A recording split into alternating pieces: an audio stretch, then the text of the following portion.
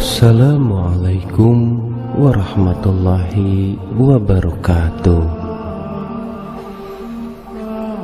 Dari Yazid Ar-Raksi meriwayatkan dari Anas bin Malik, malaikat Jibril datang kepada Rasulullah SAW pada waktu yang tidak biasa dengan raut muka yang berbeda dari biasanya. Rasulullah SAW pun bertanya, "Wahai Jibril, kenapa aku melihat raut mukamu berbeda?" Jibril menjawab, "Wahai Muhammad, aku datang kepadamu pada saat Allah Subhanahu wa Ta'ala memerintahkan supaya api neraka dinyalakan. Tidak pantas jika orang yang mengetahui bahwa neraka, siksa kubur, dan siksa Allah itu sangat dahsyat untuk bersenang sebelum dirinya merasa aman dari ancaman itu." Rasulullah SAW menjawab, "Wahai Jibril, lukiskanlah keadaan neraka itu kepadaku." Jibril berkata, "Baik."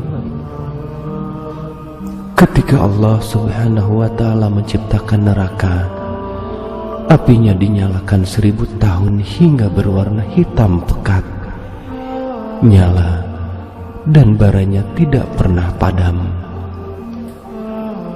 Demi Zat yang mengutus engkau kebenaran sebagai nabi, seandainya neraka itu berlubang sebesar lubang jarum, niscaya segenap penghuni dunia akan terbakar karena panasnya. Demi Zat yang mengutus engkau dengan kebenaran sebagai nabi, seandainya ada baju penghuni neraka itu digantung di antara langit dan bumi, niscaya semua penghuni dunia akan mati karena bau busuk dan panasnya. Demi Zat yang mengutus engkau kebenaran sebagai nabi, seandainya sehasta dari mata rantai sebagaimana yang disebutkan di dalam Al-Quran diletakkan di puncak gunung, niscaya bumi sampai ke dalamnya akan meleleh. Demi Zat yang mengutus engkau kebenaran sebagai nabi, seandainya ada seorang berada di ujung barat dunia ini disiksa, niscaya orang yang berada di ujung timur akan terbakar karena panasnya. Neraka itu mempunyai 7 pintu, dan masing-masing pintu dibagi-bagi untuk laki-laki dan perempuan. Rasulullah SAW bertanya, "Apakah pintu-pintu itu seperti pintu kami?" Jibril menjawab, "Tidak. Pintu itu selalu terbuka, dan pintu yang satu berada di bawah pintu yang lain. Jarak pintu yang satu dengan pintu yang lain sejauh perjalanan 70 tahun. Pintu yang di bawahnya lebih panas 70 kali lipat dari pintu yang di atasnya. Musuh-musuh Allah Subhanahu wa Ta'ala diseret ke sana, dan jika mereka sampai di pintu itu, malaikat Zabaniyah menyambut mereka dengan membawa rantai dan belenggu. Rantai itu dimasukkan ke dalam mulutnya dan keluar dari duburnya, sedangkan tangan kirinya dibelenggu dengan lehernya, dan tangan kanannya dimasukkan ke dalam dada hingga tembus ke bahu. Setiap orang yang durhaka itu dirantai bersama setan dalam belenggu yang sama. Lantas diseret wajahnya tersungkur dan dipukul oleh malaikat dengan palu. Setiap mereka hendak keluar dari neraka lantaran kesengsaraan mereka, niscaya mereka dikembalikan ke dalam neraka." "Wahai Jibril, siapakah yang akan menempati pintu pertama?" tanya Rasulullah SAW. "Pintu pertama dinamakan Hawiyah, yang diperuntukkan bagi kaum munafik dan kafir," jawab malaikat Jibril. Rasulullah SAW sangat sedih. Lalu siapakah yang akan melewati pintu kedua? Tanya Rasul kembali. Pintu kedua dinamakan Jahim, yang diperuntukkan bagi kaum musyrikin. Jelas malaikat Jibril. Bagaimana dengan pintu ketiga? Tanya Rasulullah SAW kembali. Pintu ketiga dinamakan Syakor, yang diperuntukkan bagi kaum Sabi'in atau kaum penyembah api. Jawab malaikat Jibril. Selanjutnya, pintu keempat untuk siapa? Tanya Rasulullah SAW. Pintu keempat dinamakan Lada, untuk iblis dan pengikutnya. Jawab Jibril. Rasulullah SAW terdiam sejenak. Ia berharap tidak ada satu pintu neraka yang diperuntukkan bagi umatnya. Kemudian pintu kelima dan keenam untuk siapa? Kata Rasulullah SAW. Pintu kelima dinamakan Hutama, diperuntukkan bagi Yahudi. Sedangkan pintu keenam dinamakan Sa'ir, untuk kaum kafir. Jelas malaikat Jibril.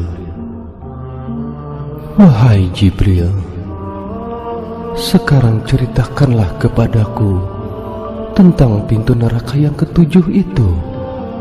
Pinta Rasulullah SAW. Mendapat pertanyaan seperti itu, malaikat Jibril sejenak diam, seperti ragu hendak menceritakannya. Akan tetapi, karena Rasulullah SAW terus mendesaknya, maka malaikat Jibril tak kuasa menolaknya.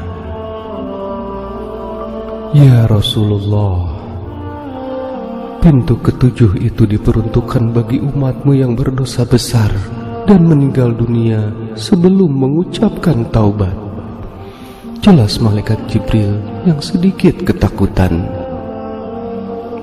Begitu mendengar penjelasan yang terakhir ini, Rasulullah SAW langsung pingsan seketika itu juga.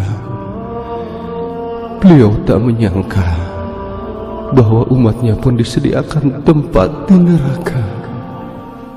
Setelah sadar dari pingsannya, Rasulullah SAW masih tampak sedih sekali. Beliau tidak dapat menahan air matanya yang mengalir deras. Sungguh Nabi dan Rasul yang sangat peduli terhadap umatnya, bahkan setelah sepeninggalnya. Semoga kita mendapat syafaat dari Rasulullah SAW ini. Amin. Wahai Jibril, aku sangat sedih sekali mendengar penjelasanmu. Apakah ada umatku nanti yang akan masuk ke pintu ketujuh itu? Tanya Rasulullah SAW dengan kesedihan yang mendalam. Dan ternyata malaikat Jibril mengangguk, yang berarti memang ada dari umat Nabi Muhammad yang masuk ke neraka melalui pintu ketujuh. Namun hanya umat Nabi Muhammad SAW yang melakukan dosa besar dan mati sebelum bertobat saja yang akan melewati pintu ketujuh itu. Selama beberapa hari setelah kedatangan malaikat Jibril itu, Rasulullah SAW tidak berbicara dengan orang lain. Beliau hanya mengurung diri di rumahnya. Beliau hanya keluar rumah kalau ke masjid ketika tiba waktu salat. Setelah salat, beliau kembali mengurung diri di rumah. Para sahabat yang melihatnya pun juga turut sedih dan meneteskan air mata. Mereka kemudian berkunjung ke rumah Rasulullah SAW dan menanyakan perihal perasaan sedih yang dialami. "Ya Rasulullah, mengapa engkau tampak sangat sedih sekali?" tanya salah seorang sahabat. "Wahai sahabatku, sesungguhnya Jibril telah datang kepadaku dan menyampaikan wahyu tentang neraka yang memiliki 7 pintu," ujar Rasulullah SAW. "Ya Rasulullah, adakah salah satu pintu untuk kami semua?" tanya sahabat. Dengan menitikkan air mata, Rasulullah menganggukkan kepala. "Salah satu pintu itu diperuntukkan bagi umatku yang melakukan dosa besar dan mati sebelum bertobat kepada Allah Subhanahu wa Ta'ala," ujar Rasulullah SAW. Setelah sejenak terdiam, Rasulullah SAW melanjutkan penuturannya. "Oleh karena itu, janganlah sekali-kali terpengaruh oleh tipu daya iblis, karena ia adalah musuh yang nyata dan akan menjerumuskan ke neraka," lanjut Rasulullah SAW kepada para sahabatnya. Sungguh beliau seorang Rasul yang cinta sama umatnya, sampai beliau menangis karena umatnya. Apakah kita sebagai umatnya tidak mencintai beliau? Bacakanlah selalu salawat dan salam kepada beliau sebagai tanda cinta kasih kita kepada beliau, agar kelak kita mendapat syafaat dari beliau. Allahumma salli ala Sayyidina Muhammad wa ala ali Sayyidina Muhammad. Wallahu alam bisawab.